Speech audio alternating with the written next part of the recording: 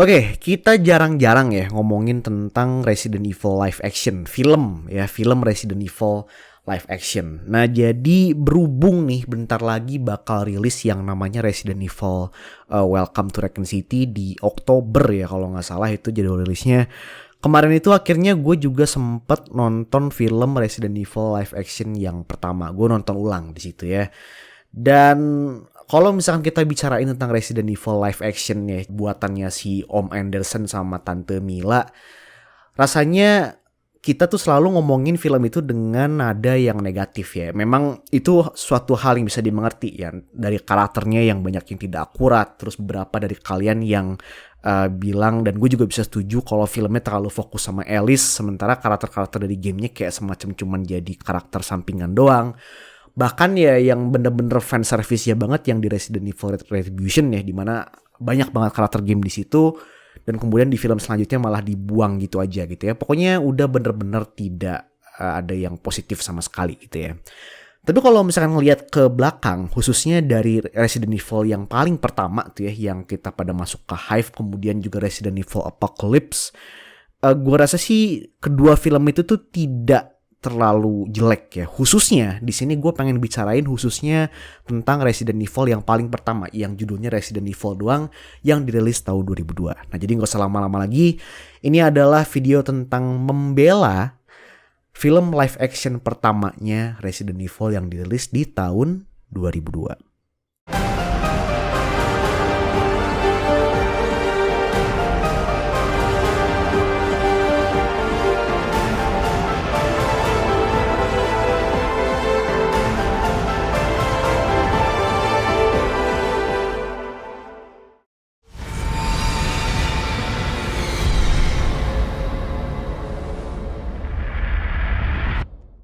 Oke, jadi sebelum masuk ke sesi utamanya, di sini ada sedikit fakta dulu ya, mungkin sedikit informasi atau sedikit sejarah tentang film Resident Evil live action yang paling pertama dan gimana sih prosesnya sampai akhirnya film itu bisa dibuat gitu ya. Jadi izin produksi atau lisensi ya untuk membuat film Resident Evil live action itu diakuisisi oleh Constantin Film, studio Constantin Film itu pada tahun 1996 dari Capcom, yang memang Constantin Film itu sudah tertarik untuk membuat film horor atau thriller action. Nah, mereka itu menilai kalau Resident Evil adalah franchise yang memiliki potensi tinggi untuk mendapatkan ya tentunya keuntungan gitu ya. Nah, kemudian di tengah-tengah proses pembuatan di sini studio Screen Gems dan juga Davis Films juga ikut dalam proses produksi dan juga ngemodalinnya juga. Nah, kemudian di sini produksi dari film itu disupervisi atau diawasi oleh Yoshiko Okamoto dari Capcom. Nah, si Okamoto-san ini sebelumnya juga menjabat sebagai produser Resident Evil 1 dan supervisor atau pengawas untuk Resident Evil 2, 3 sampai ke Resident Evil Code Veronica. Dan produksi film ini tuh mengalami penundaan selama hampir 2 tahun lamanya dan mengalami pergantian 3 penulis dan juga 2 sutradara. Ini mungkin juga udah pernah dengar ceritanya ya. Untuk skrip atau untuk skrip cerita pertama itu ditulis oleh Alan B. McElroy. Itu dia terkenal sebagai penulis dari film Halloween 4, The Return of Michael Myers. Nah, skrip yang kedua barulah ditulis oleh George A. Romero atau bapak dari film-film perzombian ya. Nah, barulah skrip yang ketiga dan yang akhirnya diterima itu adalah yang ditulis oleh Paul W.S. Anderson. Nah, untuk skrip yang pertama yang ditulis oleh Alan B. McElroy itu ditolak ya, karena Konstantin di sini merasa fans game itu tidak akan menonton film buatan mereka setelah mendapat cerita game dari Resident Evil 2 yang kebetulan pada saat itu dirilis tahun 1998. Nah, kemudian skripnya si Romero itu ditolak karena di sini Konstantin itu khawatir ya, skrip Romero yang banyak memiliki adegan kekerasan yang cukup eksplisit atau mungkin gore-nya yang terlalu banyak dan sangat-sangat eksplisit gitu ya, itu akan mendatangkan rating X dari lembaga sensor film. Rating X itu berarti di atasnya rating restricted dan yang benar-benar audiensnya itu hanya boleh audiens dewasa, dan itu mereka itu khawatir kalau audiens yang hanya dewasa saja itu akan mengurangi sumber pendapatan tentunya. Dan ini memang sangat disayangkan ya kalau misalkan kita bicara tentang skripnya George A. Romero, karena di sini sebenarnya orang-orang dari Konstantin dan orang-orang dari Capcom itu menyukai skripnya Romero, dan justru dia itu dianggap mampu untuk membuat film Resident Evil karena sebelumnya dia juga sudah pernah membuat iklan live action untuk Resident Evil 2, game Resident Evil 2 yang kalian pernah inget lah ya, atau mungkin pernah lihat iklannya live action yang ada Leon sama Claire. Nah, itu disutradarai oleh George A. Romero. Tapi di sini bosnya Constantine Film lah yang beralasan tentang masalah rating dan lembaga sensor film dan segala macamnya. Tapi untuk permasalahan tentang si George A. Romero itu mungkin bakal gue bahas di video yang lain. Nah, skripnya si Om Anderson sendiri itu diterima di saat Konstantin hampir saja memutuskan untuk membatalkan project Resident Evil ini. Anderson itu adalah fansnya Resident Evil loh sebenarnya, meskipun terserah lu mau suka filmnya, lu mau gak suka filmnya, tapi Anderson itu adalah fans gitu ya. Dan sebelum dia bisa dapat kesempatan untuk nulis skripnya, sebelum dia nawarin skrip yang udah dia buat gitu ya, dia itu udah mainin Resident Evil 1 dan Resident Evil 2 katanya sampai 10 hari dia butuh namatin Resident Evil 1 sampai Resident Evil 2. Dan setelah dia namatin film itu, dan setelah dia dapat kabar kalau George A. Romero itu dipecat dari project Resident Evil, dia mulai bikin skrip Resident Evil yang sebenarnya dia imajinasikan atau dia visikan sebagai prequel atau sebagai cerita sebelum Resident Evil 1, di mana skrip itu diberi judul sebagai Undead ya. Nah, Anderson kemudian mengatakan kalau di sini Konstantin tidak menyukai skrip Undead yang dia buat, maka di sini dia akan menjualnya ke studio produksi lain, dan di sini dia akan menghilangkan elemen-elemen Resident Evil di dalamnya. Dan karena akhirnya diterima dan dibeli oleh Konstantin, akhirnya beberapa elemen-elemen Resident Evil yang lebih kental lagi mulai dimasukkan ke dalam skrip tersebut, hingga akhirnya jadilah film yang kita lihat di tahun 2002.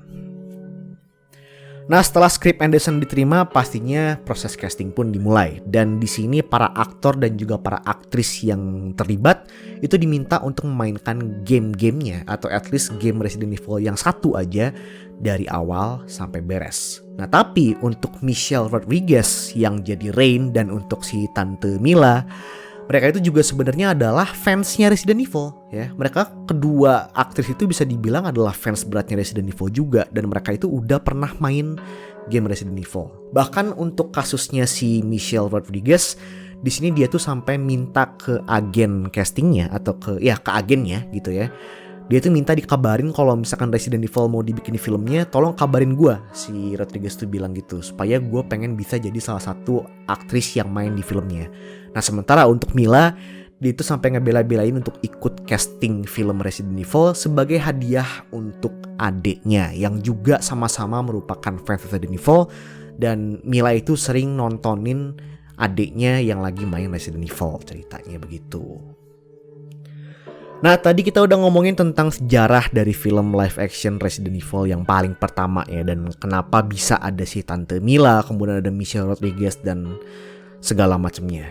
Nah, apa yang gue dapatkan setelah kemarin gue rewatch Resident Evil yang pertama itu, gue tiba-tiba jadi berpendapat kalau sebenarnya Resident Evil yang pertama itu tidak terlalu buruk kok ya. Dan bahkan kalau misalkan kita bicara dari segi pendapatannya aja, pendapatannya itu cukup spektakuler ya, dimana film ini mendapatkan 102,4 juta dolar secara internasional dari budget yang cuman 33 juta dolar aja.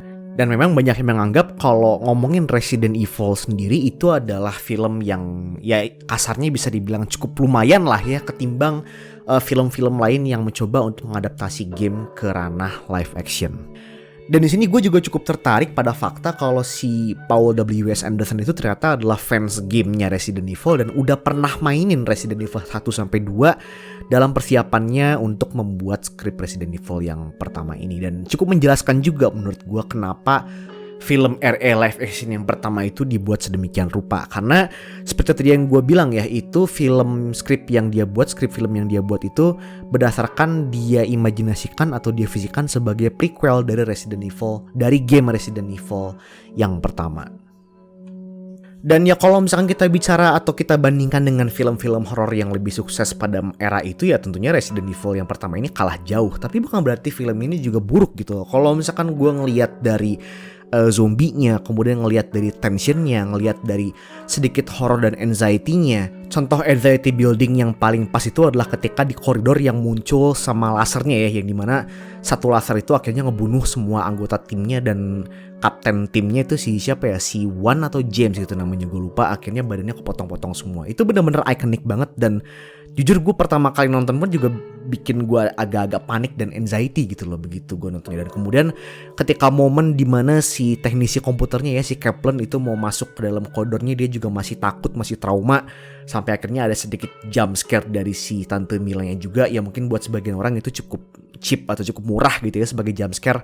Tapi gue pribadi bisa menghargai kalau itu cukup bikin gue merinding gitulah liatnya. Dan shootout zombinya dan juga penampilan dari zombinya juga tidak terlalu buruk gitu ya, dimana bagian actionnya pas lagi tembak-menembaknya juga cukup bagus. Gak bagus ya, tapi at least cukup lah sebagai film zombie.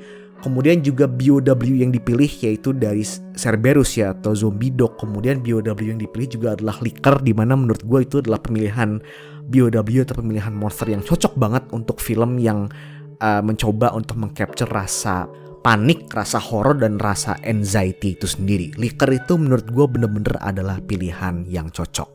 Nah kemudian potensi ceritanya juga yang lebih grounded atau lebih sederhana gitu loh, dimana di sini ada orang dari luar Umbrella ya, dimana di situ ada Matt sama ada Lisa, yang dimana mereka itu menantang perbuatannya Umbrella. Mereka itu nggak percaya sama Umbrella dan mereka pengen ngeluarin T-Virus dari markas itu supaya bisa diekspos ke seluruh dunia dan untuk meruntuhkan Umbrella juga. Dan di sini Alice yang ternyata juga pengen ngebantu usaha mereka dalam meruntuhkan Umbrella supaya mereka berhenti untuk ngelakuin eksperimen-eksperimen yang ilegal yang sudah mereka lakukan. Ini ada cerita yang lebih grounded dan honestly juga lebih dekat ke cerita yang ditawarkan oleh Resident Evil versi gamenya. Dan menurut gue kalau misalkan cerita ini bisa dilanjutin sama Anderson ya, dilanjutin dalam artian kita bisa dapat cerita konspirasi yang seperti ini, atau cerita pengkhianatan yang cukup sederhana seperti ini ya untuk film-film yang kedepannya, ketimbang dibikin jadi film yang kayaknya lebih ke arah pandemi global ya, dimana di sini T-Virusnya nyebar ke seluruh dunia seperti yang kita lihat di Resident Evil Extinction ke atas dan Resident Evil The Final Chapter kemarin. Gue rasa di sini selain bakal punya keuntungan yang lebih besar, gue rasa juga bakal lebih bisa diterima sama fans-fans, khususnya dari kita yang lebih familiar sama gamenya. Belum lagi kalau misalkan kita bicara tentang Resident Evil, pasti selalu ada sedikit unsur politiknya. Bukan sedikit sih, tapi ya ada lah gitu ya unsur konspirasi politiknya atau political thrillernya. Dan itu menurut gue bisa diolah menjadi yang seperti itu aja gitu loh, ketimbang apa yang Anderson coba presentasikan lewat film-filmnya, yaitu global T-Virus pandemi gitu ya. Dan kalau misalkan banyak fans atau banyak dari kita mungkin yang protes kenapa film Resident Evil yang pertama ini gak ada karakter-karakter yang dari game ya, kayak Chris, Jill, Leon, dan segala macamnya. Justru sebenarnya di bagian inilah yang menurut gue bisa cukup unik gitu loh. Karena dengan cerita yang cukup sederhana seperti yang kita lihat di Resident Evil 1, dengan cerita yang sesederhana itu, menurut gue malah cocok kalau misalkan dibikin karakternya itu malah gak ada sama sekali karakter dari game gitu ya. Oke, mungkin dengan Resident Evil Apocalypse itu dibikin dengan cukup apik dan merupakan fan service yang cukup bagus juga ya, dimana ada Nemesis dan juga ada Jill. Tapi menurut gue dari Resident Evil yang pertama pun dengan karakter yang baru semua atau karakter yang tidak ada di gamenya semua, menurut gue at least itu bikin gue pribadi jadi lebih bisa menghargai apa yang coba sebenarnya dilakukan atau dipresentasikan oleh Paul W.S. Anderson di sini. Ketimbang misalkan di sini Anderson itu maksain untuk masukin karakter game di sebuah cerita yang mungkin menurut kita sebagai fans yang lebih tahu tentang karakter ini, akhirnya malah bikin kita jadi berpendapat, loh kok karakter seperti ini dimasukin ke situasi yang seperti ini sih, nggak cocok gitu loh jatuhnya, andaikan situasinya seperti itu. Nah terlepas apakah menurut kritik bagus atau enggak, menurut gue sih ya gue rasa kalian juga bisa setuju gitu ya. Untuk Resident Evil yang pertama ini menurut gue adalah film Resident Evil live action yang cukup lumayan lah. Dan arguably menurut gue ini adalah yang terbaik ya, terbagus dari semua film Resident Evil live action yang sudah pernah dibuat oleh Anderson. Bahkan menurut gue lebih bagus lagi daripada Apocalypse. Karena menurut gue kalau Apocalypse itu memang bagus, tapi fan service-nya itu banyak banget. Dan menurut gue itu yang bikin film itu terasa jadi tidak mengambil banyak banget resiko gitu ya. Karena udah ada Nemesis, udah ada Raccoon City, udah ada Jill, Stars, itu semua diperankan dengan cukup baik. Dan jadinya seperti tadi gue bilang tidak ada resiko. Tapi dengan yang pertama mereka mengambil cukup banyak resiko. Dan menurut gue pribadi resikonya terbayar dengan cukup bagus, dengan hasil yang menurut gue juga cukup bagus akhirnya. Nah jadi mungkin segitu aja yang bisa gue sampaikan tentang Resident Evil live action yang pertama. Langsung aja pada komentar di kolom komentar, menurut pendapat kalian Resident Evil live action yang pertama itu seperti apa sih gitu. Apakah kalian puas atau apakah kalian gak suka, bener-bener gak suka. Ya untuk alasan sukanya bisa di komentar juga, dan untuk alasan tidak sukanya juga bisa di komentar juga. Nah untuk pembahasan Resident Evil live action lainnya, kalau misalnya ada request bisa langsung cek aja atau bisa langsung komentar aja. Nanti bakal gue pertimbangkan untuk bikin videonya. Khususnya kayaknya next bakal gue lanjutin ke tentang skripnya George A. Romero ya, yang ditolak dan akhirnya berujung ke pemecatan dia dari project Resident Evil gitu ya. Oke, segitu dulu untuk video kali ini. Gue Pakai Strik signing off dan thank you banget guys. Bye bye.